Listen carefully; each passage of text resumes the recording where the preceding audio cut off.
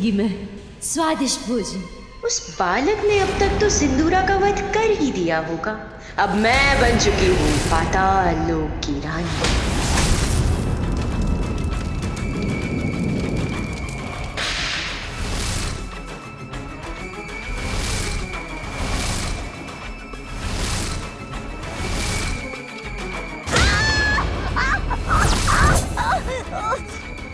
सिंदूरा, बढ़िया। किस बात का इतना आनंद मनाया जा रहा है? तुम्हें क्या लगा कि मेरी मृत्यु हो गई? नहीं नहीं असुर सम्राट, अब तो महान है, सर्वशक्तिमान है। आपकी मृत्यु उस तुच्छ बालक के हाथों, इसकी तो मैं कल्पना भी नहीं कर सकती। मुझे तो लगा कि आप उस बालक का वध करके आते ही होंगे। इसी विचार से मैंने आपके लिए स्वादिष्ट भोजन का प्रबंध किया। तो इसीलिए तुम मेरे सिंहासन पे बैठी थी। अब शब्द नहीं है तुम्हारे पास। बहुत बुन चुकी तुम अपने जाल, अब नहीं। कालकूट हलाहल विष, यही उचित उपाय है उस बालक के अंत का। मैं आपको उस विष तक पहुंचा सकती हूँ असुर सम्राट, मुझ पर वार मत करना।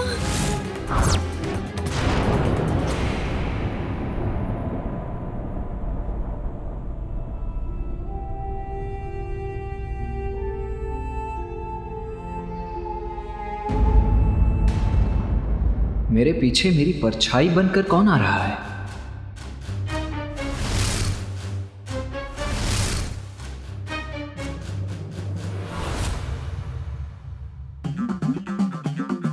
यहां तो कोई नहीं है।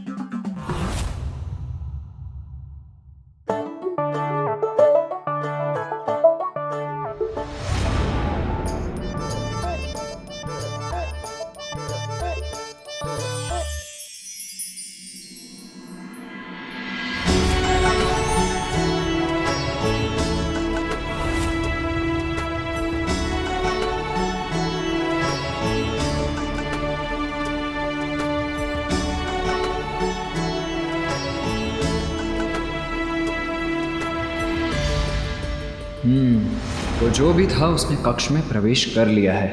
अब तो उसका सामना करना ही होगा। माँ, मेरा मन बहुत अशांत है माँ। आज जो कुछ भी हुआ वो उचित नहीं था। मेरे स्वामी से जो भी भूल हुई उसके लिए उन्हें क्षमा कीजिएगा माँ। मैं आपसे विनती करती हूँ।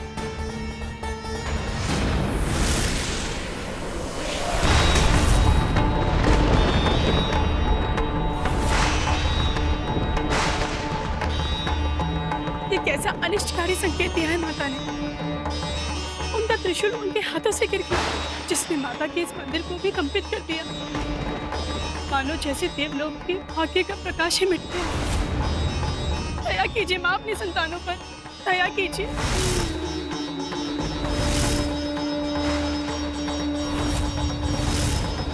अतः तो अत्यंत कुपित प्रतीत होती। उनके कोप के प्रकोप के कारण कहीं अनर्थ ना हो जाए।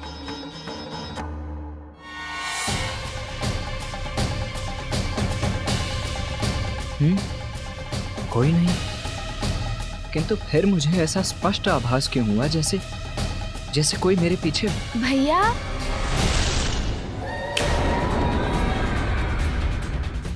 किसे ढूंढ रहे हैं? बार बार पीछे मुड़कर देखते हैं किंतु कोई दिखाई नहीं देता।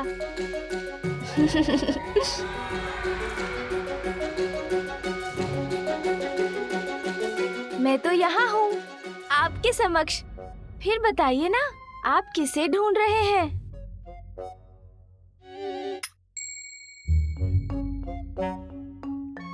मेरा दंड बालकों की क्रीड़ा के लिए नहीं है गजानन, इससे तुम्हें हानि हो सकती है।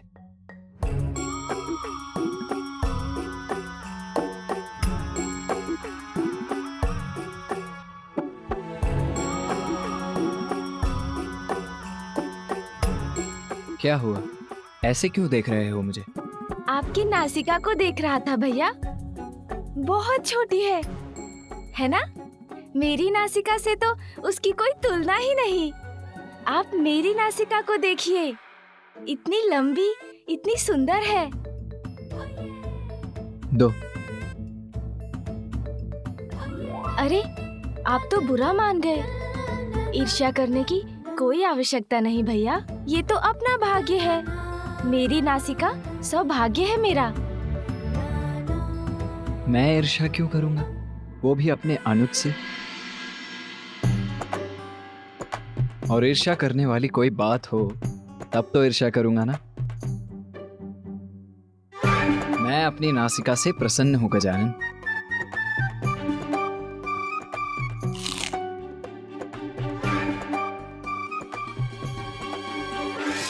अब आपको कहना ही होगा ना कि आप प्रसन्न हैं।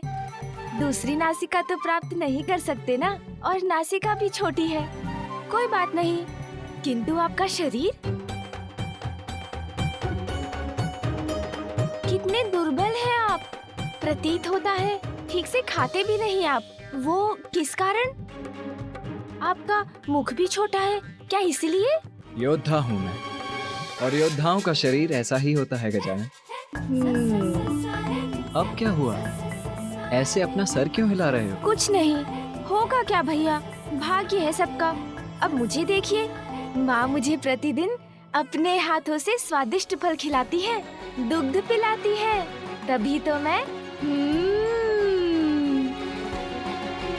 और आप इस सुख से वंचित जो है।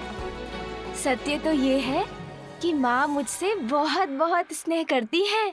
माँ तो मुझसे भी बहुत स्नेह करती है गजानन।